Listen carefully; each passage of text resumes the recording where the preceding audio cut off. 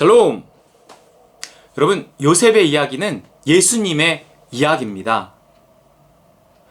예수님의 라이프 스토리의 구약 버전, 그러니까 모형이라 그러죠.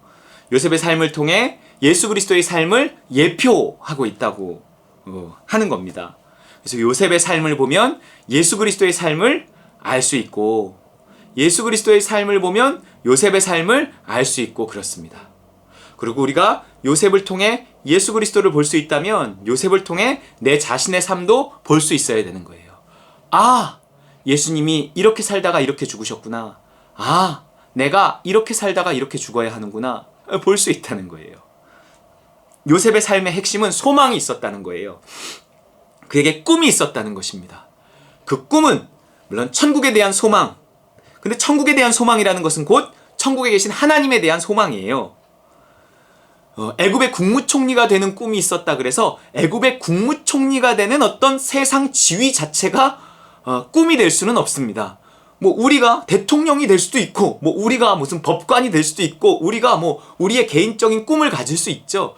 그러나 그 꿈을 하나님이 우리 주시지만 주실 수 있지만 그것이 꿈이라기보다 그 꿈을 하나님이 꿈을 주시고 그 꿈을 하나님이 이루어가는 그 과정을 보라는 거예요. 그러면서 우리의 궁극적인 소망인 그 하나님을 더 가깝게 만나라는 것입니다. 결국 어찌됐건 우리의 소망은 하나님이에요.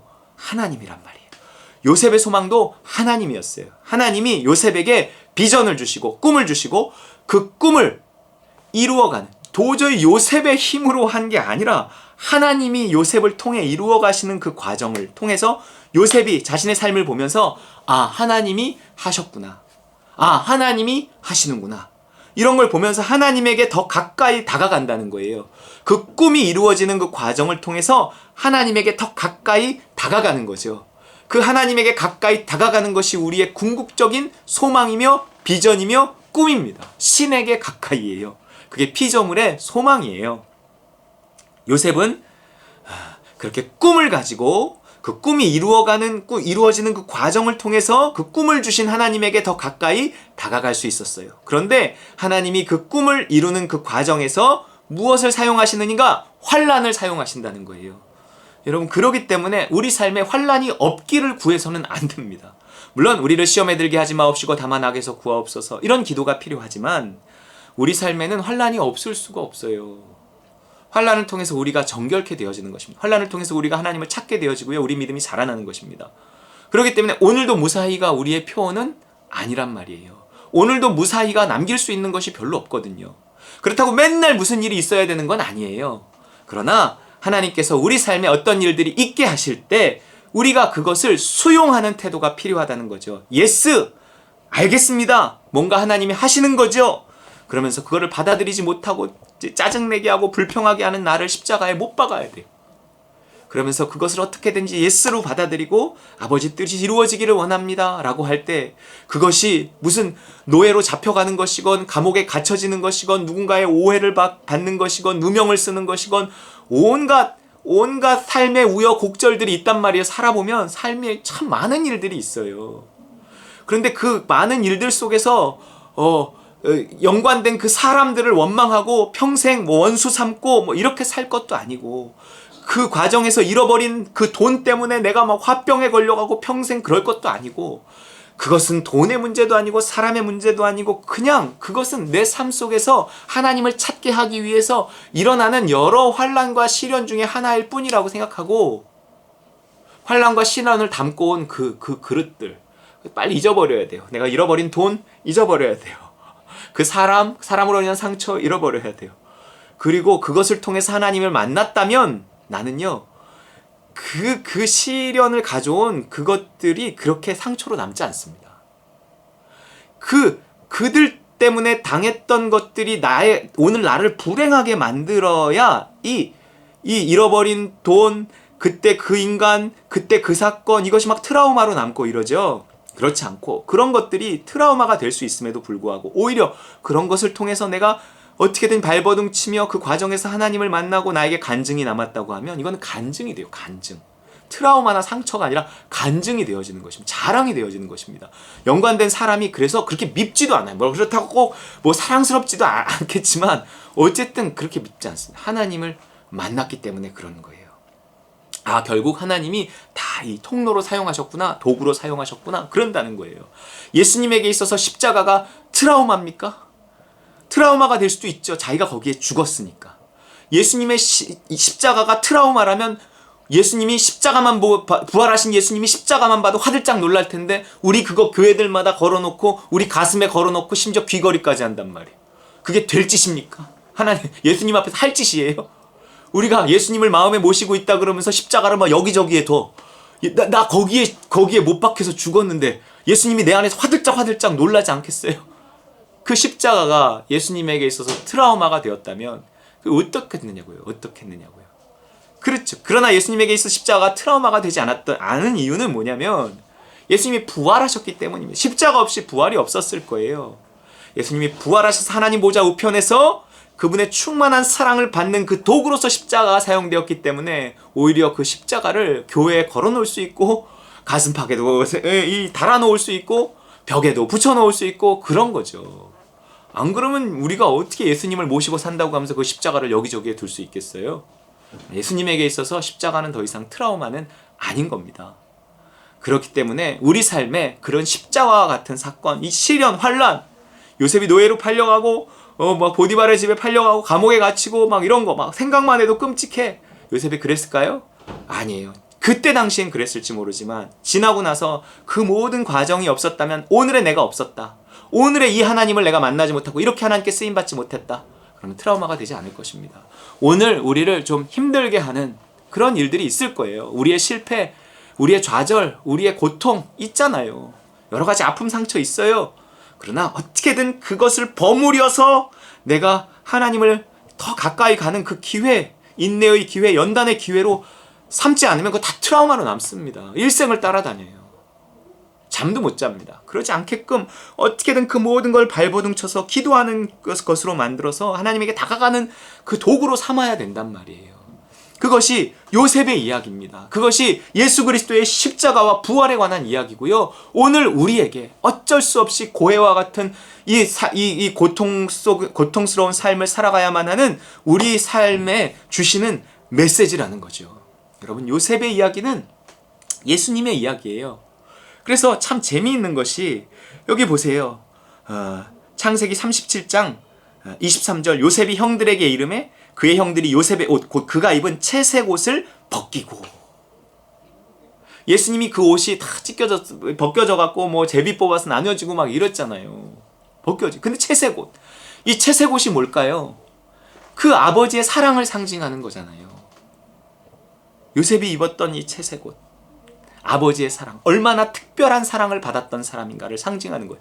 예수님, 이 채색 옷이 말해주는 것은 예수님이 얼마나 하나님의 특별한 사랑을 받은 아들인가. 예수는 얼마나 하나님의 특별한 사랑을 받았던 아들인가를 보여주고 싶은 거예요. 요셉의 이야기를 통해서. 내가 그런 아들을 너희들을 위해서 내어줬다. 그러는 거예요. 왜? 너희가 더 이상 그 상처 속에, 그 환란 속에, 아픔 속에 그냥 망해버리지 말고 고통의 끝에 결국 지옥에 떨어지지 말고 삶이 어쩔 수 없는 고통이라면 그 고통 속에서 너희가 다시금 일어나서 그 고통을 통해서 하나님에게 도달하고 고통이 오히려 소망을 이루는 도구가 될 수 있도록 하기 위해서 내가 내 아들을 보냈다는 거예요. 여러분, 그토록 채색 옷을 입힐 만한 귀한 아들을 내가 환란 속에 죽어버리지 않게 하기 위해 보내셨으니 내가 더 이상 삶에서 일어나는 많은 환란들 속에 그냥 독한 사람이 되어져 버리다가 괴로워하다가 지옥에 떨어지는 일 있으면 안 된다고요. 내가 어떻게든 내 삶의 어려움들을 이기고, 내가 이기는 게 아니에요. 그거를 통해서 하나님께 기도하고 매달리고 그래서 신에게 가까이에 조금이라도 도움이 되게 해야 된다는 거예요.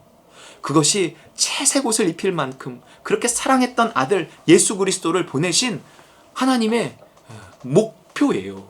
여러분, 그 예수 그리스도의 십자가를 통해서 우리가 우리의 이 모든 어려움들을 극복해서 하나님에게 도달해야 된다고요. 그게 되지 않으면 십자가는 무용지물이 될 수밖에 없습니다. 그를 잡아 구덩이에 던지니 그 구덩이는 빈 것이라 그 속에 물이 없었더라. 빈 구덩이에 던졌어요. 예수님을 하나님이 빈 말구유에 던져버렸죠. 여러분, 그 빈 그릇, 아무것도 없는, 은혜도 없는 그 빈 그릇, 거기에 하나님의 은혜가 임했어요. 하나님의 아들이 임했어요. 요셉이 그 구덩이에 던져졌어요. 하나님이 물 없는 구덩이와 같은 은혜 없는 우리 가슴 속에 하나님의 아들을 던져주셨단 말이에요. 이제 우리가 그 아들을 힘입어서 아들과 함께 일어나야 되는 거예요. 하나님이 우리 밥으로 주신 그 예수님을 먹고 예수님과 함께 죽고 예수님과 함께 살아나서 우리가 이 시련과 환난들을 어떻게든 이겨내서 하나님에게 부활해서 도달해야 하는 것입니다. 여러분, 신에게 가까이, 여러분, 요셉을 통해서 요셉의 시련 속에서의 그 부활이 결국 하나님에게 더 가까이 가게 하려는 그 하나님의 계획임을 우리가 요셉의 사건을 통해서 볼 수 있어야 되고, 예수 그리스도의 죽음과 부활을 통해 볼 수 있어야 되고, 내 삶을 통해서 그것을 만들어갈 수 있어야 합니다. 오늘 어떤 어려움이 있든 우리가 정말 발버둥쳐 믿음으로 그 시련들을 이겨내고 하나님에게, 신에게 가까이 도달하는 저 여러분 되시길 주의 이름으로 축원합니다.